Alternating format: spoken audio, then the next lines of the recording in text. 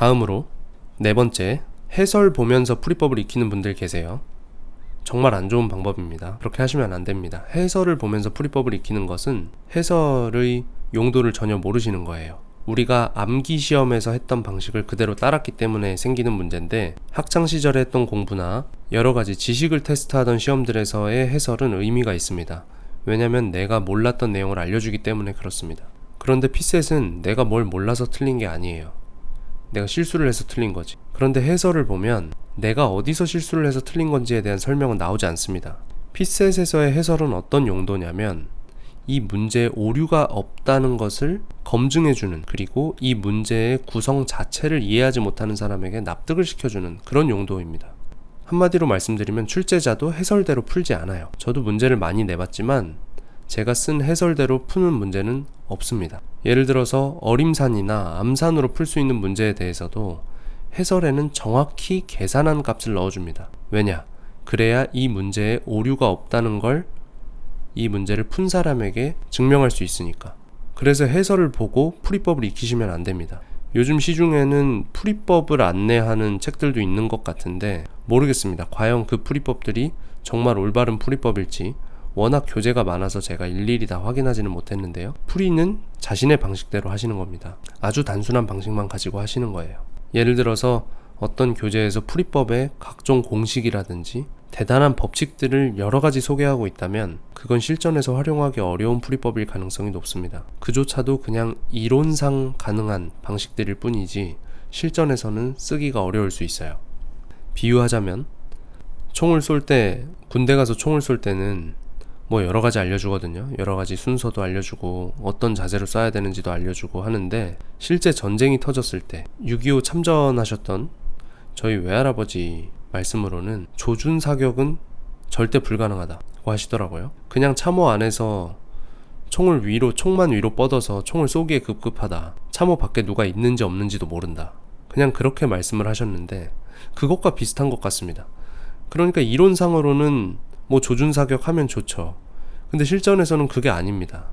그런 여러 가지 이론들이 적용이 안 돼요. 그래서 실전에서는 그냥 당장 한 문제라도 더 맞힐 수 있는 정말 실전용 전략을 활용하셔야 됩니다. 그게 다소 멋이 없을 수는 있는데 아무튼 자세한 내용은 제 브런치에서 더 보시면 될 것 같고요. 다섯 번째로 백과사전식으로 문제를 분류하는 분들이 계세요. 이건 사실 학생들이 분류한다기보다는 학원에서 그렇게 많이 하는데, 문제 유형을 30-40가지로 막 나눕니다. 물론 나눌 수 있어요. 실제 피셋 출제 지침을 봐도 한 과목에서 문제 유형을 30-40가지로 나눕니다. 그리고 출제위원들에게 그 중에 어떤 유형의 문제를 출제해달라 이렇게 지침을 내려요. 그런데 이건 문제를 출제하는 사람의 입장에서 필요한 것이지 수험생 입장에서는 필요하지 않은 과정입니다. 문제를 그렇게 여러 가지 종류로 나눠봤자 혼란만 가중될 뿐이지 실전에서 문제를 푸는 데는 전혀 도움이 되지 않습니다. 만약에 이렇게 다양하게 문제 유형을 나누고 그 문제 유형에서의 각각의 풀이법이나 공식을 적용하라 라고 가르치는 누군가가 있다면 그건 정말 잘못된 가르침입니다. 실전에서는 결코 그렇게 문제 유형을 세분화해서 나눌 시간도 정신도 없어요. 어차피 실전에서 구분하지 않을 유형이라면 그렇게 나눌 필요가 없는 거죠. 그러니까 백과사전식으로 문제 유형을 나누지 마시고 내가 가진 몇 가지의 풀이법에 따라서 문제를 거꾸로 나눠보시는 게 더 좋습니다. 그러면 과목별로 2가지에서 4가지 사이에서 풀이법들이 나눠지고 문제 유형도 그 안에서 소팅이 가능하실 거예요. 마지막으로 그룹 스터디 많이 하시죠? 그룹 스터디에 문제가 많습니다. 죄송한 얘기지만 사실 피셋을 정말 잘하는 사람들은 그룹 스터디를 하지 않아요. 뭐 혼자 가만히 있어도 붙는데 뭐 하려고 남이랑 같이 하겠어요? 그렇기 때문에 피셋 스터디 시장에는 피셋에 약한 분들만 계십니다. 혹은 간당간당한 분들. 그러면 여기서 이 스터디를 끌고 가는 분들은 누가 되느냐?